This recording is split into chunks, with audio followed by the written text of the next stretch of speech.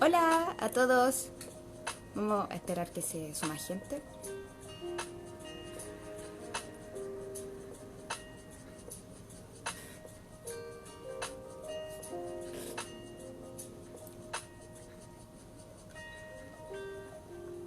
Hola José. Hola. Vamos a esperar un poquito que se una más gente y ahí le vamos a dar inicio a nuestra conversación.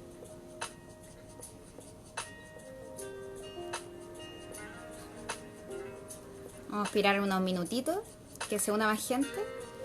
Hola a todos y a todas.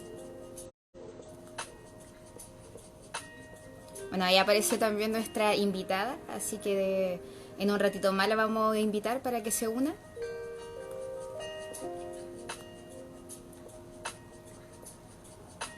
Vamos a esperar otro minutito más, a ver cuánta gente se nos une para dar inicio a nuestra conversación de hoy día. Nuestra invitada es Josefa Cervantes, de ahí la vamos a ir, la vamos a llamar para que se una a nuestra conversación.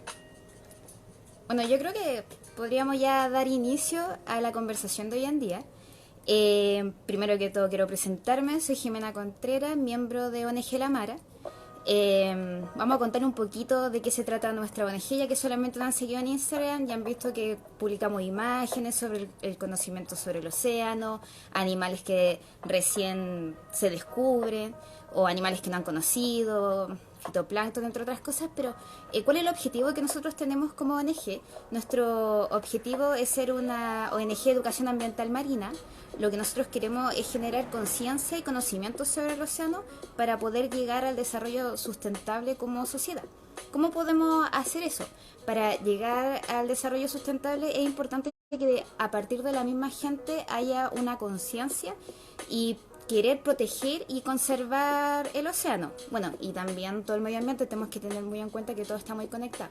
Pero ¿cómo generamos eso? O sea, una es poder conocer el océano y otra es poder querer el océano, sentirte un poco más cerca del océano. A pesar de que tú vayas a la playa y todo eso, hay un patrimonio cultural muy importante para sentirnos más cerca del océano. Es por eso que nosotros como ONG quisimos hacer este proyecto que se llama Voces del Mar y el objetivo de este encuentro es poder invitar a mucha gente que tenga una relación con el océano, no solamente desde el ámbito profesional, sino que también llamar a pescador y poder conversar con ellos, ver cómo es su trabajo, cómo se desarrollan, cuál es su relación y, y diferentes miradas a partir de esto. Entonces, hoy en día, el día de hoy, invitamos a Josefa Cervantes. Nuestro programa de hoy día se llama Comunidad de Conservación Marina. Josefa es bióloga marina, realizó un magíster en área silvestre y conservación de la naturaleza en la Universidad de Chile y actualmente trabaja en la ONG Costa Humboldt como coordinadora general de un proyecto de espacios costeros de pueblos originarios. Entonces vamos a dar la bienvenida a Josefa, si es que se puede conectar ahora, si me escucha. Si tiene algún problema, igual me puede escribir donde habla la gente para que yo te pueda indicar. O te puedes salir y volver a entrar y ahí te va a aparecer un mensajito para unirte a la conversación. Bueno, mientras esperamos a Josefa, hay muchas actividades que estamos haciendo en la ONG. Una de ellas es un concurso de dibujo, si es que quieren participar. La idea es poder mostrar cómo es lo que ustedes... el concurso de fotos, los premios son, por ejemplo, este bordado hecho a mano, una taza con animalitos. Y para ver más sobre este concurso de dibujo, lo dejo invitado a revisar nuestro Instagram. Hola José, ¿cómo estás? Hola, bien, ¿y tú? Te voy a decir José, ¿cierto? Ojo, ¿cómo prefieres que te diga? O Josefa. José, está bien. O como tú Ya, quieras. como yo quiera ya, muchas gracias. Bueno, José, ¿cómo estás? ¿Cómo está el clima por allá? Sabemos que vives en Valdivia, así que, ¿cómo está el clima allá? Partamos por eso.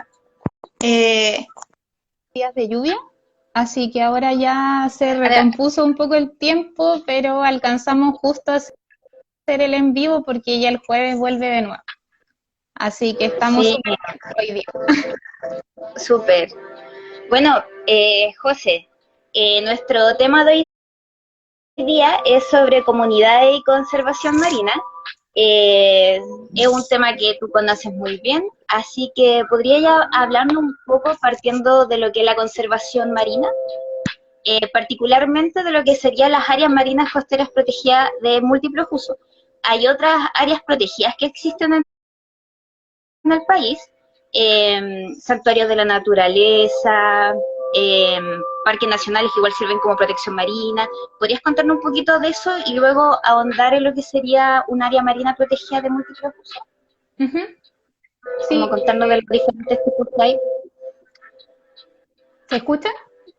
Sí, yo te escucho, ¿lo escuchas a los demás? Si hay algún error, igual podrían irnos avisando en los comentarios. Ujú. Bueno, como tú bien mencionaste, en Chile existen diferentes figuras de protección en torno al medio marino. Estas figuras se establecen en la ley de pesca y principalmente las que se sugieren en esta legislación es la presencia del parque marino y de las reservas marinas. Las áreas marinas protegidas son espacios que en general uno podría definir de tres maneras.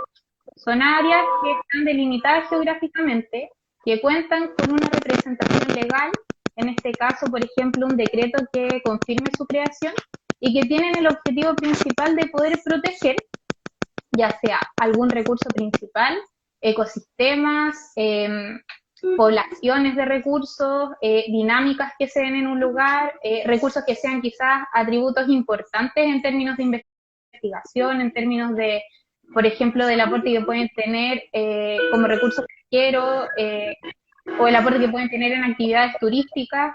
O sea, los espacios de conservación pueden tener diferentes objetivos.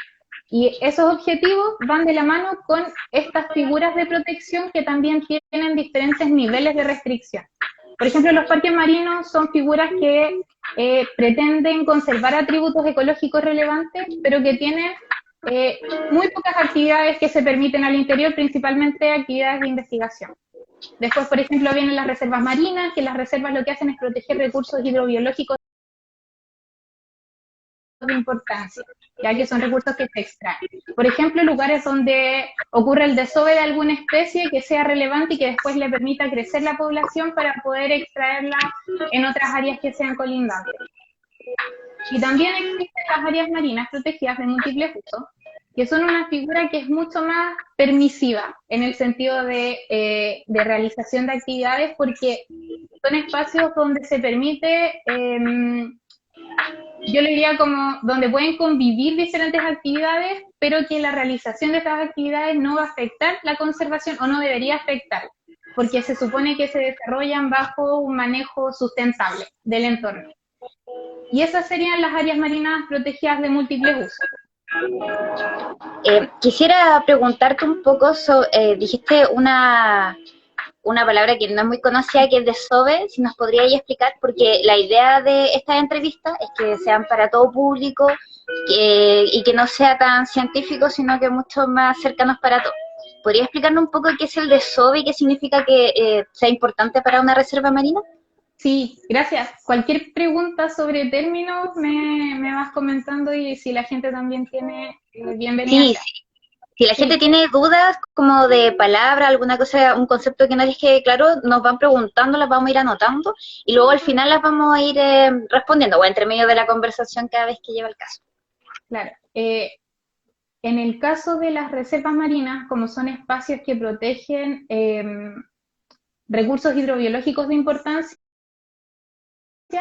eh, por ejemplo, pueden haber espacios donde ciertos recursos que tienen esta relevancia dejan sus huevos. Por ejemplo, los peces, ¿ya? Liberan estos huevos al medio, u otros animales podrían liberar, por ejemplo, sus células para que se reproduzcan y empiecen a generar individuos pequeños que permitan que esa población de ese recurso aumente en el tiempo. Entonces, si nosotros protegemos esta etapa inicial de los recursos, vamos a tener en un futuro una población más grande que vamos a poder manejar de buena manera, a largo plazo obviamente con buenas medidas de gestión. A eso principalmente se refiere como en términos bien generales la protección en las reservas marinas.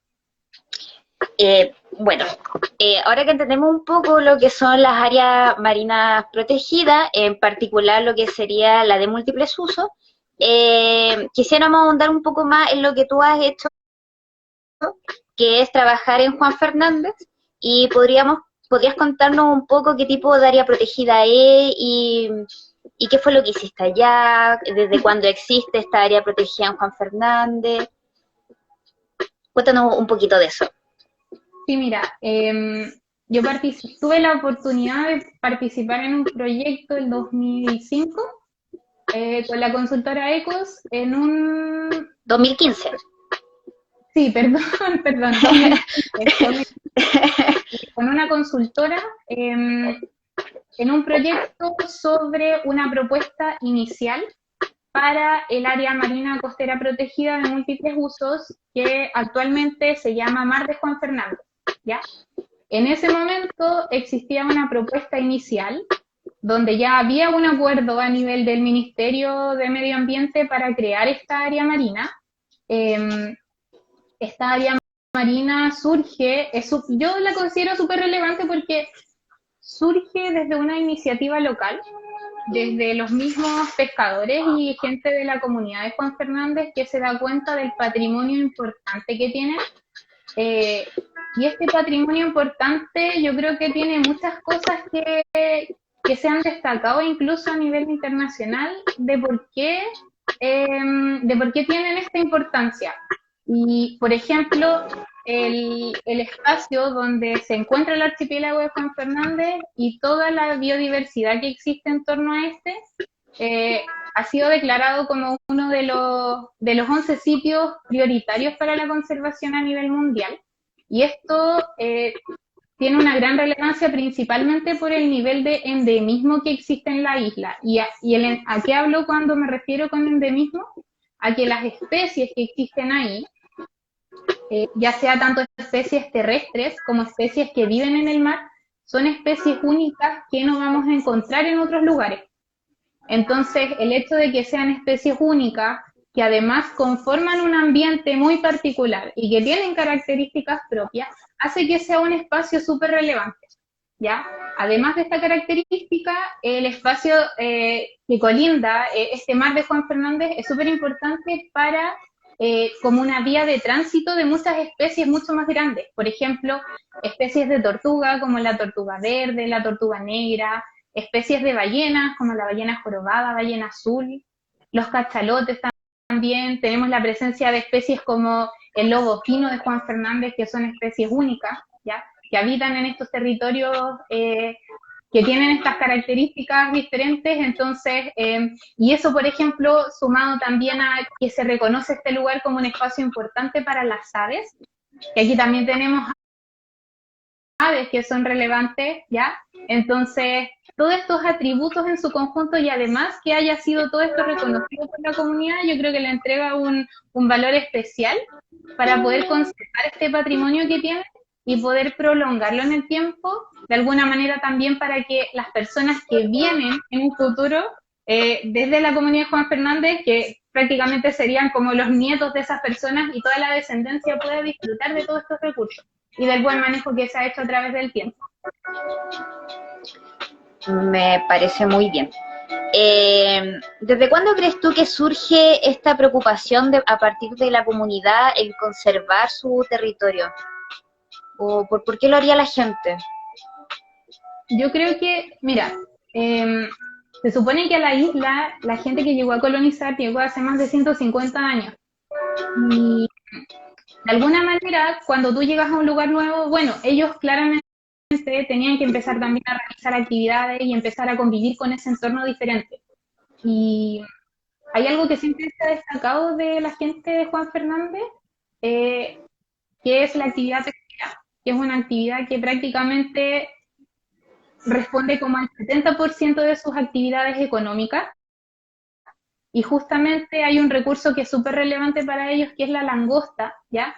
Que yo creo que también toda esta motivación de querer conservar el entorno también tiene que ver con poder realizar un buen manejo de este recurso, que es un recurso apetecido tanto nacional como internacionalmente. Entonces, desde hace mucho tiempo, hace más de 150 años, que la pesquería de la langosta ha tenido prácticas que son prácticas sustentables. Por ejemplo, y son prácticas que se ha autoimpuesto la comunidad de Juan Fernández para decir, acá, por ejemplo, tenemos esto que es relevante, pero nosotros queremos manejarlo de buena manera. Entonces, por ejemplo, ellos ponen estas normas de poder ocupar solamente las trampas de madera para capturar la langosta, de utilizar embarcaciones que permitan solamente sacar ciertas cantidades de langosta. Todas estas cosas que se van sumando ayudan a que el ejercicio se mantenga en el tiempo. Y eso también ha permitido que esta pesquería pueda tener una certificación internacional que la declaran como una pesquería sustentable, que prácticamente es la única que tendría esta sello internacional de las pesquerías en Chile. Esperamos un poquito, que está mi perrito ladrando, está en vivo.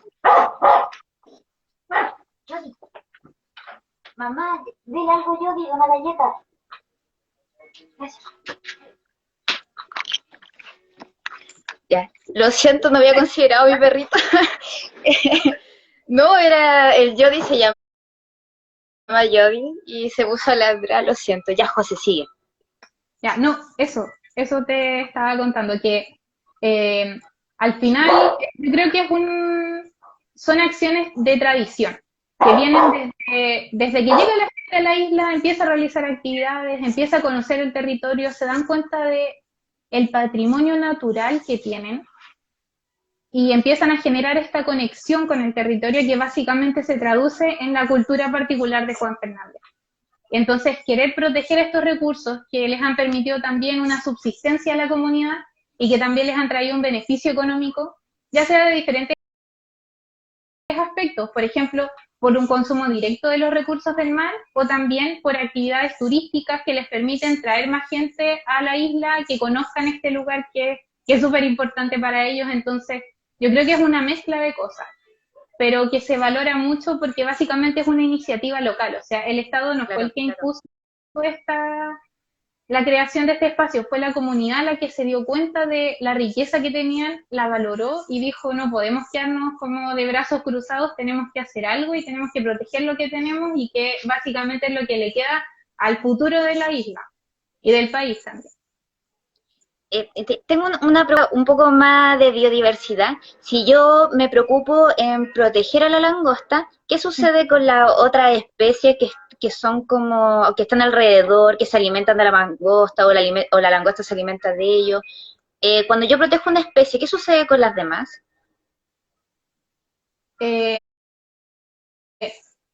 Aquí en este caso es importante, por ejemplo, que consideremos que la langosta es un recurso que vive en un entorno donde hay más recursos. Y cuando uno modifica, por ejemplo, la población de un recurso, también va a generar un cambio en los otros recursos que están vinculados, ya sea porque son alimentos de la langosta o porque interactúan con la langosta en el medio. Entonces, básicamente, en este caso de Juan Fernández, la protección que se hace del territorio es una protección integral, porque al final no estamos solamente protegiendo el recurso de la langosta, sino que si protegemos de la langosta generamos un ambiente propicio para que ésta pueda crecer, para que las langostas pequeñas puedan crecer, aumente la población, sea una población saludable, que se mantenga en el tiempo.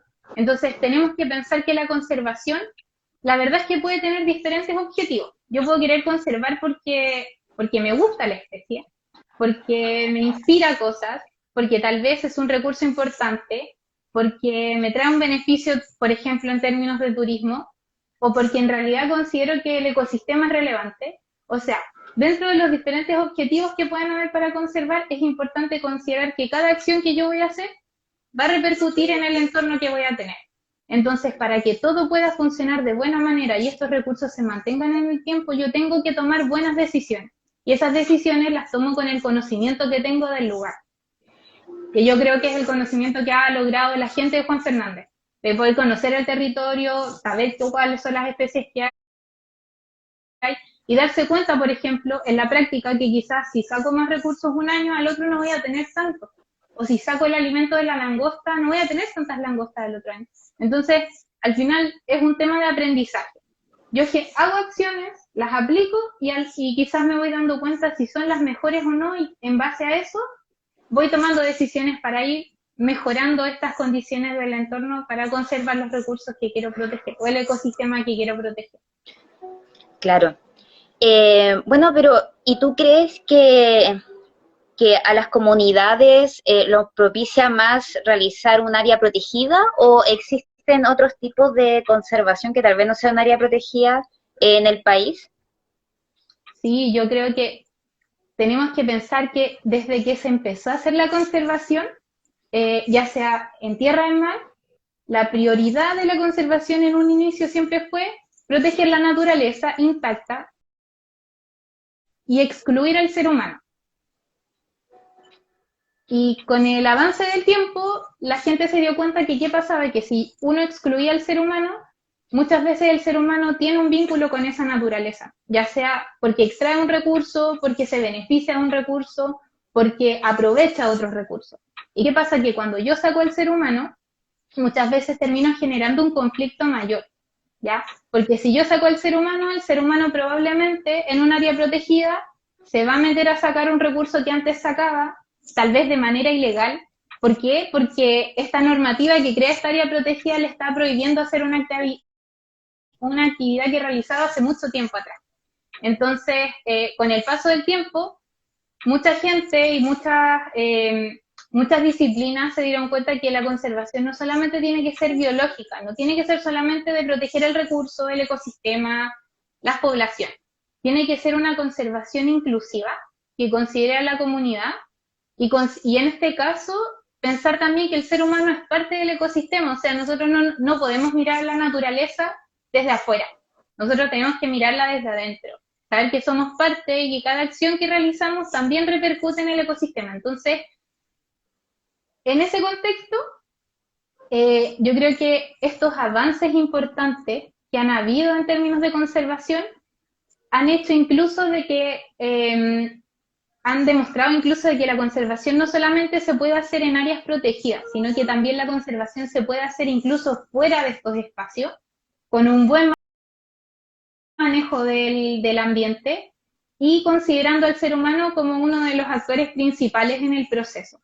Y, por ejemplo, podríamos mencionar otras iniciativas locales que han habido en el país, como la creación del Santuario de Navidad, el Santuario de la Naturaleza de Calabacillo, que lo que pretende es conservar un bosque de algas, que es un bosque súper importante porque alberga también a una gran cantidad de especies y de recursos que benefician a la comunidad. Entonces, yo creo que desde esa perspectiva, esta nueva mirada que ha tomado la conservación es súper relevante. Y bueno, pero en este caso, el Santuario de la Naturaleza también tiene cierto carácter de área protegida, pero podemos también considerar otros espacios que no son áreas protegidas, pero que también han tenido una iniciativa local desde las comunidades, como los espacios costeros de pueblos originarios, que son súper recientes estos espacios y tienen el objetivo, en este caso, de conservar el patrimonio, o sea, conservar las tradiciones culturales de las comunidades a través del tiempo, conservar los recursos que están asociados a estos espacios y de esta manera contribuir al bienestar de las mismas comunidades que lo solicitan y que se benefician de esto.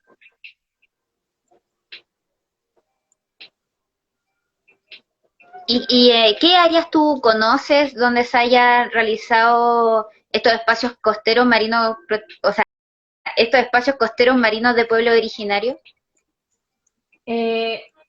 Bueno, como te comenté, estos espacios son espacios recientes que surgen en el año 2008, principalmente por un proceso histórico que viene desde la creación de la ley de pesca, porque cuando se crea la ley de pesca, o sea, hay que considerar que en el territorio costero marino habitan personas desde hace mucho tiempo. Y dentro de estas personas podemos encontrar comunidades indígenas que han realizado un uso ancestral a través del tiempo. ¿Y qué es lo que pasa? Que cuando se crea la ley de pesca, las comunidades se dan cuenta de que la ley no reconoce explícitamente sus derechos del territorio. Entonces, considerando esto y que la... ¿Qué ley de pesca de qué año? ¿La de que se hizo hace poco? No, la primera ley de pesca, La primera ley de pesca. de la década del 90. Entonces, pasa que como esta ley no reconocía los derechos de las comunidades se percataron, la verdad es que hay que pensar lo que no lo reconoce explícitamente, ¿ya? Entonces, este aspecto era súper relevante para las comunidades y esto generó que las comunidades se organizaran, se movilizaran para poder reclamar este derecho de uso ancestral en el espacio. Entonces, como esto viene desde inicios de la década del 90, recién ya el año 2005 ingresa el proyecto de ley para que se creen estos espacios de pueblos originarios. Y recién el año 2008 se decreta y ya aparece la ley formalmente que crea estos espacios. Y desde el 2008 ahora ya tenemos 12 años desde la creación de la ley. Y principalmente estos espacios se han concentrado en el sur de Chile, la 10ª región en la que tiene más del 65% de estos espacios, donde las comunidades solicitan estos espacios para realizar su uso ancestral. Y son diferentes tipos de uso ancestral, que pueden incluir usos pesqueros, usos culturales, usos medicinales, usos turísticos incluso, ¿ya? Usos de conectividad territorial, o sea, es la forma en cómo ellos ven el territorio y todas esas tradiciones que quieren conservar en el tiempo para su propio bienestar. Y en términos de las comunidades que los han solicitado, en el norte, por ejemplo, la comunidad Diaguita ya ha solicitado espacios. En el centro-sur tenemos a las comunidades mapuches, que son las que tienen el mayor número de solicitudes, y ya en las últimas regiones, al sur austral de Chile, están las comunidades cahuéscar que también han solicitado estos espacios. Ya. Vamos a hacer un pequeño resumen para toda la gente que nueva que se nos ha unido a esta conversación. Con José estamos conversando de comunidad y conservación marina, particularmente cómo las localidades se empoderan para pedir esta conservación, tanto en áreas protegidas, como el caso de Juan Fernández, que hace un área marina protegida de múltiples usos, y ahora Juan nos está hablando un poco de otro tipo de espacio que se quiere proteger desde la comunidad, que son los espacios costeros marinos de pueblo originario o ENPO. Bueno, hablando un poco más de estas ENPO, que son relativamente nuevas y en general la gente más conoce sobre áreas marinas protegidas y todo, o sea, reservas, parques, que suenan un poco más que esta. ¿Cuál es la situación actual que tienen estas distintas localidades que tú nos mencionaste respecto a cómo están ellos con su uso? ¿Cómo lo están llevando? ¿Tú sabes de eso? Sí, mira, como la ley es bastante reciente, uno podría pensar que desde el 2008, cuando aparece la ley, hasta ahora, igual hay 12 años en los que quizás hay una trayectoria súper importante. Pero ¿qué es lo que ha pasado? Que dentro de estos 12 años hay alrededor de casi 90 solicitudes, de las cuales solo 10 han finalizado, ¿ya? Y hay que considerar también que, por ejemplo, cosas que estipula la ley, que menciona de que todo el proceso general debería durar 2 años, al final hay muchas comunidades que llevan mucho más tiempo del tiempo que se estipula, por lo tanto, ahí hay algunas falencias que están entre medio del proceso, que quizás tienen que ver con la forma de actuar de las instituciones y que alargan mucho los procesos. Por lo tanto, pasa que cuando se frenan otras actividades pesqueras, por ejemplo, para poder otorgar a las comunidades estos espacios costeros, se generan conflictos en el territorio, ¿ya? Y esto lo digo porque los espacios costeros de pueblos originarios, en su ley dice que tienen preferencia en el territorio en comparación de otras solicitudes. Por ejemplo, si un sindicato de pescadores solicita un espacio costero y luego llega una comunidad indígena y dice, ¿saben qué? Yo he realizado un uso ancestral en el espacio entonces quiero solicitar este espacio para mantener ese uso, la solicitud de los pescadores queda frenada hasta que se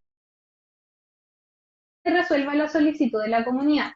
¿Y qué pasa? Que si hay comunidades que llevan 10 años en espera, los pescadores artesanales también llevan 10 años esperando para saber si el espacio que pidieron lo van a poder pedir o no, ¿ya? Entonces, esto genera una serie de conflictos en el territorio con otras personas que también quieren hacer uso de los mismos recursos y que les interesan los mismos espacios. Entonces, pasa que si bien esta iniciativa de alguna manera otorga este reconocimiento a las comunidades, estas falencias que van apareciendo en el proceso hacen que de alguna forma vaya perdiendo legitimidad por parte de otros usuarios del territorio y son cosas que suelen pasar en la conservación, ¿ya? Entonces, se dificultan los procesos, se generan conflictos y al final, esta falta de información al final trae resultados negativos para la conservación, si es que no son tratadas de buena manera. Y por ejemplo, ese territorio que tiene ese conflicto, ¿qué sucede? ¿Hay alguien que lo está haciendo uso? ¿La Armada permite que se extraigan recursos? ¿Qué sucede mientras tanto, mientras está ese conflicto? ¿Tú sabes más o menos? Claro, mira, te puedo contar del caso de estudio que me tocó ver, ¿Ya? que fue en Ancud, en el Golfo ¿Ya? de Tetuanahue, donde hay comunidades que pidieron sus espacios. Y resulta que en este lugar, desde hace mucho tiempo, se empezaron a otorgar espacios para hacer acuicultura. Entonces, estos espacios para hacer acuicultura venían de mano de empresas que eran mucho más grandes, ¿ya?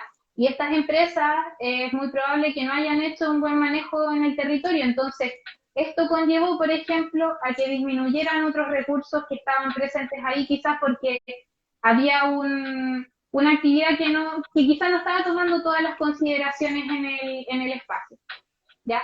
Entonces, esto, por ejemplo, genera de que espacios ancestrales que se quieran pedir por parte de las comunidades estén siendo espacios que ya manejan otras figuras.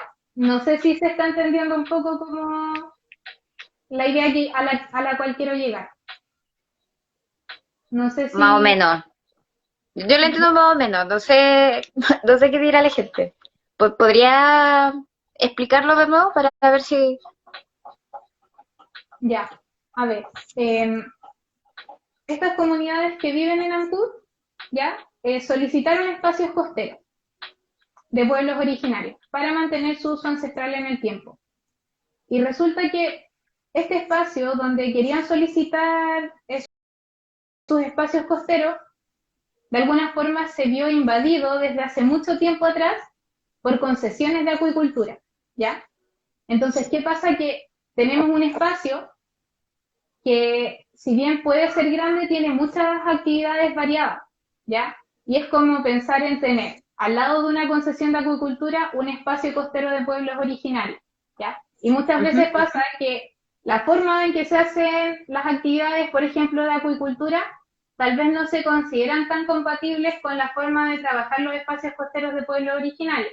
Y aquí hay que pensar en algo que es súper relevante en el mar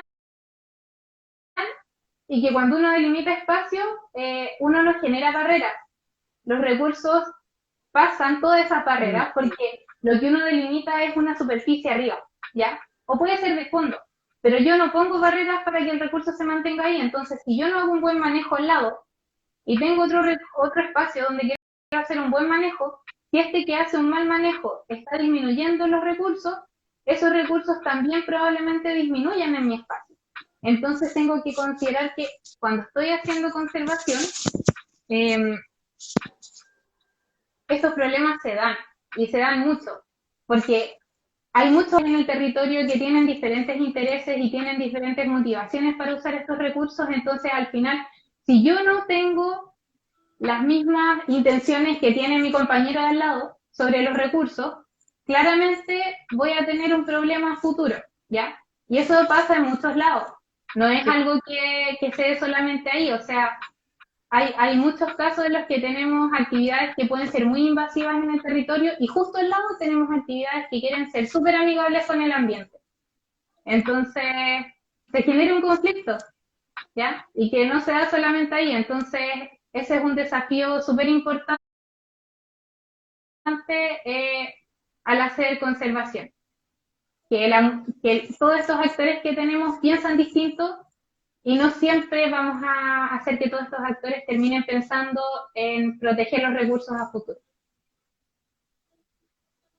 Oye, y una consulta súper personal. ¿Qué crees tú que es lo que se debería hacer en eso, en ese caso?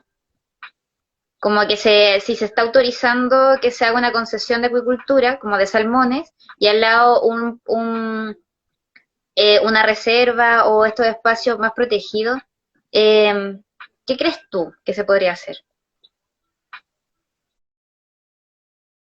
Muy personal, una pregunta muy personal, más que... Es difícil pensarlo porque muchas veces estas concesiones de agricultura vienen desde hace mucho tiempo antes de la aparición de estos espacios que pretenden tener actividades más amigables con el ambiente.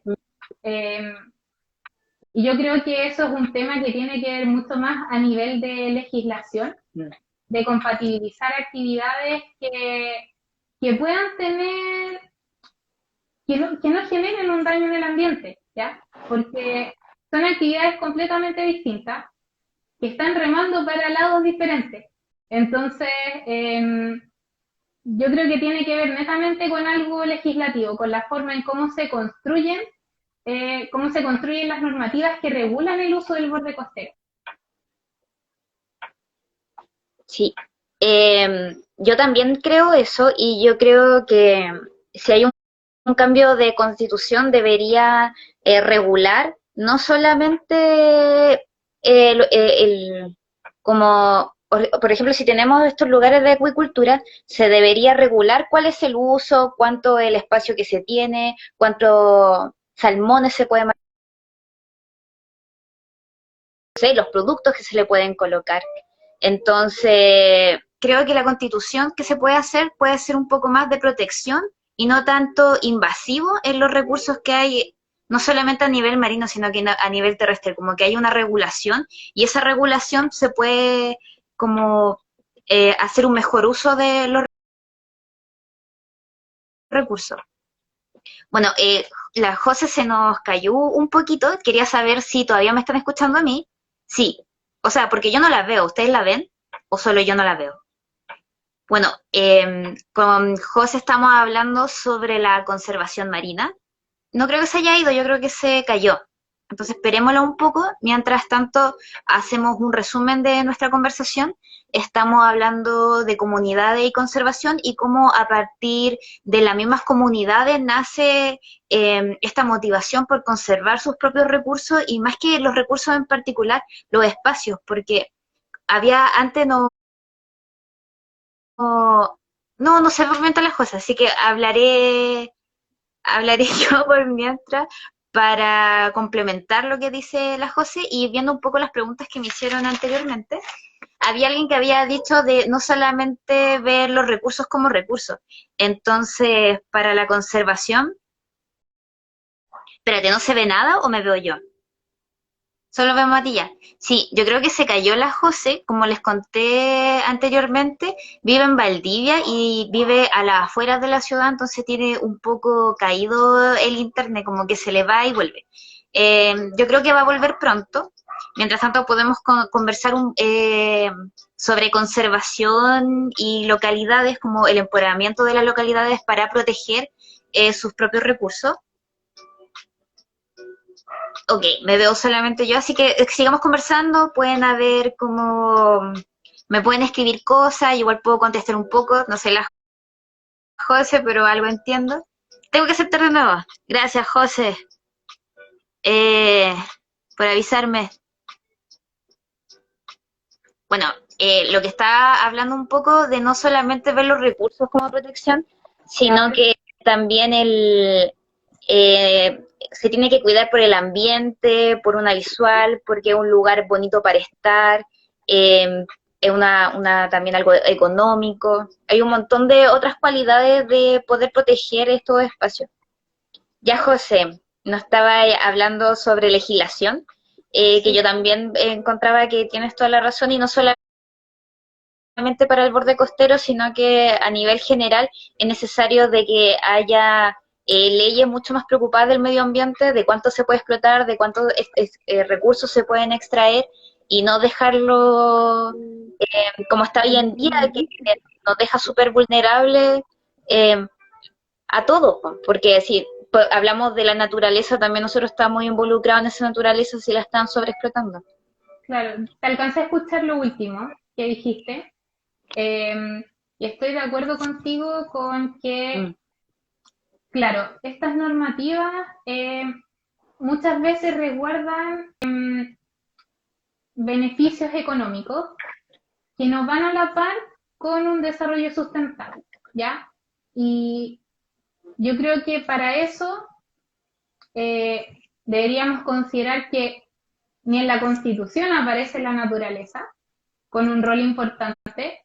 Por lo tanto, si no consideramos este espacio como un espacio que prácticamente nos otorga todos los servicios y beneficios que aprovechamos hoy en día, las normativas que vengan a partir de esta base no van a ser necesariamente amigables, ¿ya? Entonces, yo creo que en este contexto se necesita un cambio súper importante de poder otorgarle a la naturaleza este reconocimiento que se merece, y de que de ahí para abajo todas las acciones que realicemos sean pensadas en la naturaleza, ¿ya? Porque la naturaleza nos entrega múltiples beneficios. No solamente beneficios en términos de alimentación, beneficios en términos de refugio, beneficios en términos de regulación climática, o sea, tenemos otro tipo de beneficios que también nos benefician, por ejemplo, culturalmente, espiritualmente, y que deberíamos valorar de otra manera. Por eso yo creo que es súper importante, pensando, por ejemplo, que las comunidades indígenas tienen una visión del territorio que no solamente se basa en un espacio delimitado que cumple funciones políticas y administrativas. Las comunidades ven el territorio como un conjunto completo, ¿ya? Que no tiene límites para ellos, y quizás nosotros deberíamos replantearnos la forma en cómo estamos considerando la naturaleza, y quizás deberíamos empezar a aproximarnos a verla mucho más integrada, ¿ya? Y a partir de eso que tú me dices, hablemoslo de una perspectiva más ancestral, que son estos pueblos originarios que quieren conservar sus espacios. ¿De qué forma beneficia estos cuidados ancestrales al borde costero? ¿Por qué son tan importantes y por qué se les da esta protección y esta prioridad para poder conservar esos lugares? Claro, yo creo que el uso ancestral es súper relevante porque al final te permite construir la cultura. La cultura puede tener diferentes significados, ¿ya? Pero yo creo que uno de los que más me hacen sentido a mí es que te genera una conexión con el entorno, ¿ya? Y que es el reflejo de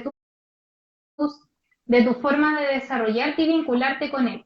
Entonces, si yo conozco mi entorno y empiezo a desarrollar buenas prácticas porque me doy cuenta que las actitudes que estoy teniendo no son tan positivas, y con el tiempo empiezo a mejorarlas, eso me habla de un conocimiento que voy adquiriendo yo, mi familia, personas que viven en ese lugar, y que empiezan a tomar conciencia de la importancia y la relevancia que tiene la naturaleza en el día a día y en el vivir, de todo lo que me entrega y de todo lo que yo también le puedo devolver. O sea, hay que pensar que aquí hay una dinámica. Nosotros generamos acciones sobre la naturaleza y la naturaleza también nos devuelve, ¿ya? Nos responde de alguna manera. Si nosotros tenemos buenas prácticas con la naturaleza nos va a devolver una respuesta positiva. Pero si no generamos buenas prácticas, vamos a tener una respuesta mala. Quizás vamos a tener menos recursos, vamos a tener menos posibilidades de disfrutarla, porque se van a deteriorar los ecosistemas, ya no van a haber especies que nos importan. Entonces creo que tenemos que pensarlo de una manera complementaria. Siempre vernos no desde afuera de la naturaleza, sino que vernos dentro, que somos parte, somos una especie más que está en la naturaleza. Sí, bueno, nos quedan 15 minutos. Para ir finalizando vamos a poder, como ya resumiendo todo esto, quisiera hacerte una pregunta. ¿Cuál crees tú que es la relación que hay entre las áreas marinas protegidas de múltiples usos y los espacios de pueblo originario? Yo creo que hay un punto que es súper relevante, que son los puntos que tocamos hoy día, y particularmente con los casos que vimos hoy día, porque si bien las áreas protegidas de múltiples usos son áreas protegidas, los espacios costeros de pueblos originarios no son áreas protegidas, pero hay un aspecto que tienen en común los espacios costeros de pueblos originarios y, por ejemplo, las solicitudes que hicieron la comunidad de Juan Fernández para pedir esta área protegida, y es que al final la cultura, esta construcción que yo hago del entorno y cómo me vinculo con ella, ha sido súper relevante para poder generar un conocimiento y buenas prácticas hacia el entorno que deben ser reconocidas a través de la construcción y del otorgamiento de estos espacios. Yo creo que eso es lo relevante de esto, que las comunidades tienen que empoderarse, las comunidades cumplen un rol fundamental en la conservación. Ya no tenemos que pensar en conservar solo especies, tenemos que ver al ser humano dentro de todo esto, y no solo las comunidades que son las que piden estos espacios y quieren protegerlos, sino que las instituciones que forman parte, quienes toman las decisiones, y todas estas negociaciones que se pueden dar en términos políticos, económicos, todas estas cosas tienen que ir a la par y tienen que generar este conocimiento y esta protección de los espacios con el objetivo que se pida, ¿ya? Porque como comentamos en un principio, pueden haber diferentes objetivos de conservación, diferentes intenciones para conservar.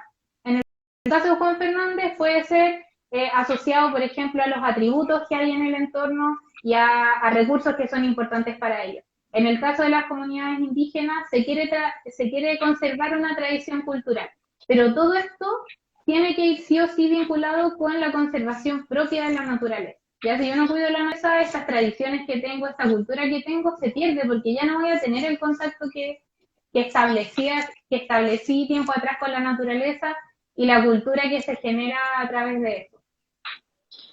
Y una última pregunta, hablando de conservación y protección, igual lo estamos hablando desde localidades que viven ahí.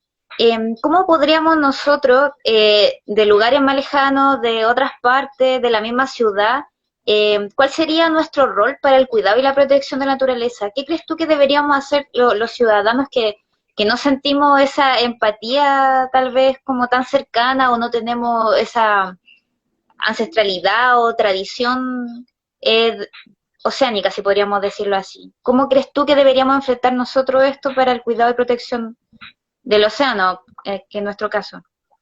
Yo creo que es súper importante reconocer que cuando uno vive en la ciudad, tiene una desconexión mucho más grande con los entornos naturales.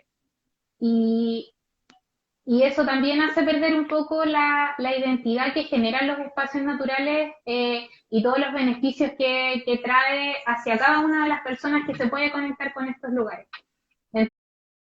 Entonces yo creo que de partida, lo primero que uno debería hacer es, como te lo había mencionado antes, replantearse la posición que uno tiene en la naturaleza. No mirarla desde afuera, verla desde adentro, ver que uno está rodeado de naturaleza y uno es parte. Uno es un actor más en la naturaleza. Y que cada acto que uno genera tiene repercusiones en la naturaleza, ya sea de manera directa o indirecta. Si uno está más desconectado de la naturaleza, yo creo que uno también cumple un rol fundamental, por ejemplo, y te voy a poner un caso bien concreto, cuando uno compra y consume productos del mar.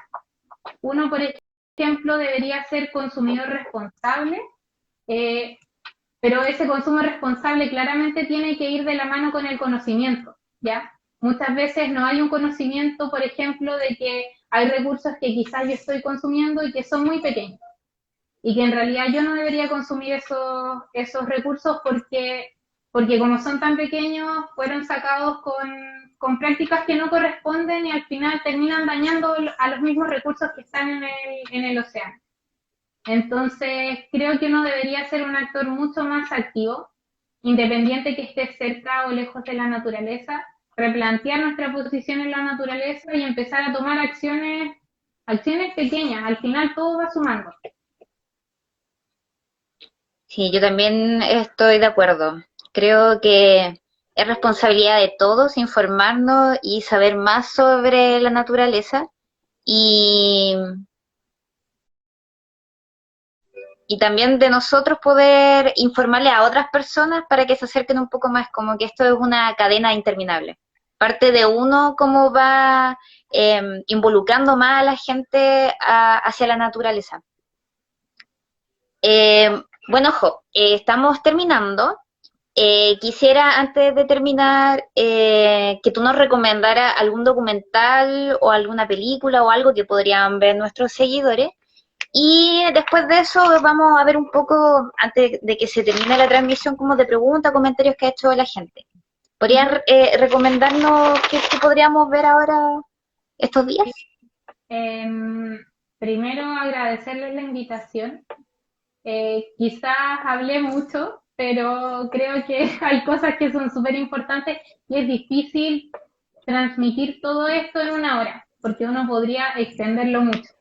Eh, pero como estamos considerando las condiciones en las que estamos ahora, todos en cuarentena y quizás la dificultad que tenemos para acceder a ciertos materiales audiovisuales o libros, lo que sea, yo les recomendaría eh, un video que es bien cortito, que dura 10 minutos y que se llama Caulín y que habla del espacio costero de pueblos originarios, de las comunidades que viven en la localidad de Caulín, que esto es al norte de Chiloé, cerca de Ancud, eh, y que cuenta desde las mismas comunidades por qué es importante conservar la naturaleza y muestra todo el aprendizaje que ellos han adquirido a través del tiempo en torno al buen manejo de los recursos.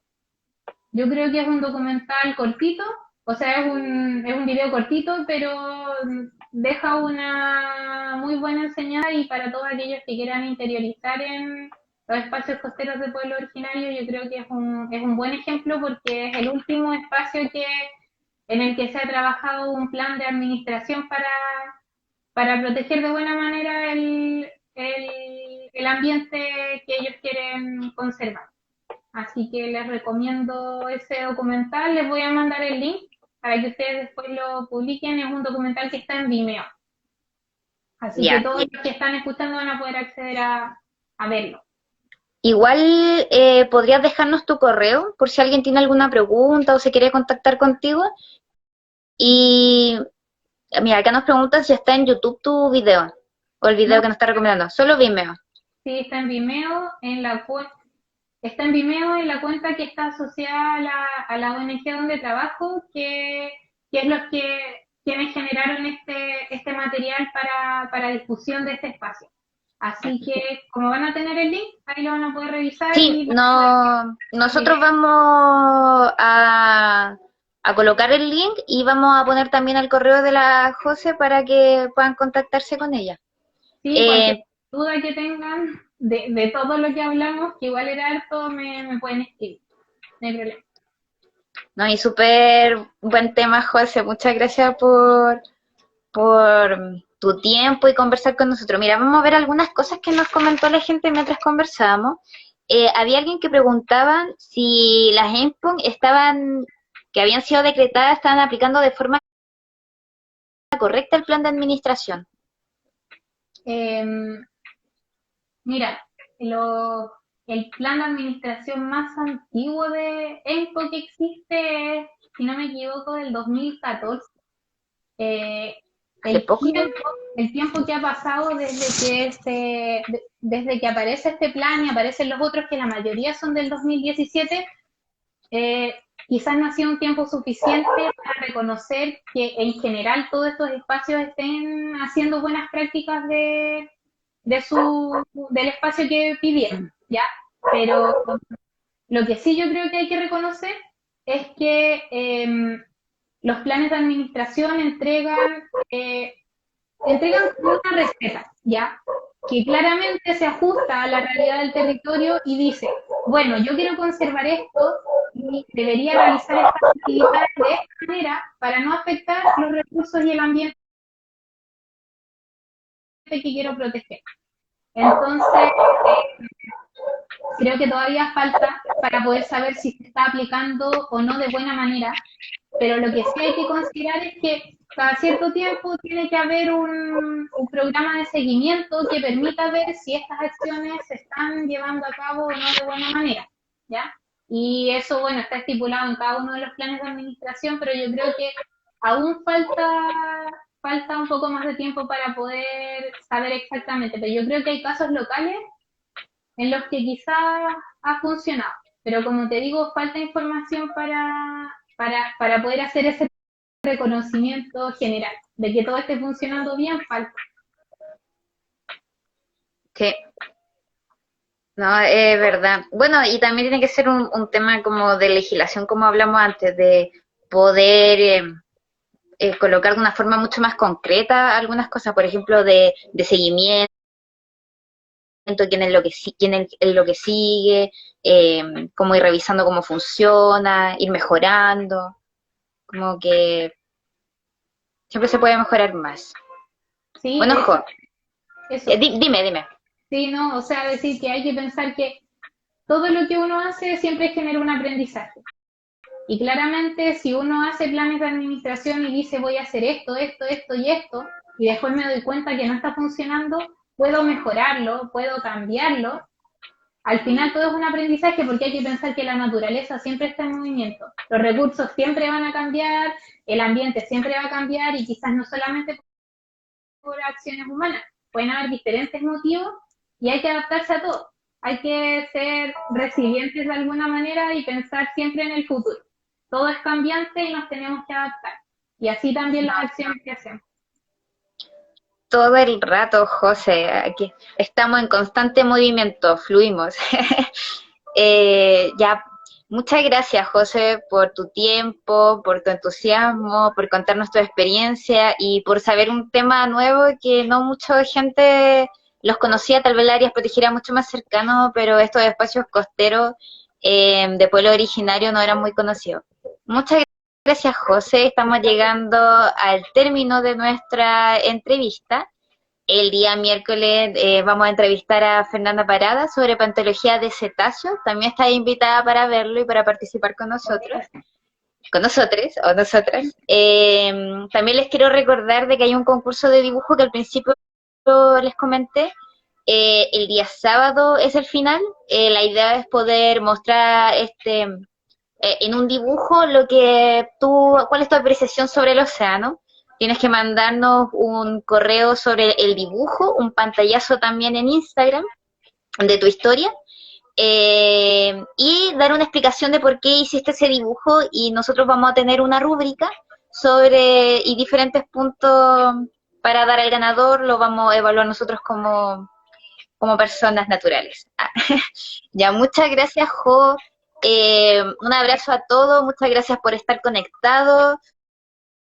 Estamos terminando, lamentablemente, para la gente que recién se unió. Vamos a dejar este video para que la gente lo pueda seguir viendo en un futuro, 24 horas solamente. Pueden invitar a otras personas. Les recuerdo que el día miércoles va a haber otra entrevista. El principal objetivo de esto es poder que sea mucho más cercano, no necesariamente que sean personas profesionales, sino que todos podamos entender y que para todo esto sea un pedacito de océano y sentirnos un poco más cerca del océano. Muchas gracias, José. Un abrazo gigante y hasta la otra. Bye. Bien. Besitos.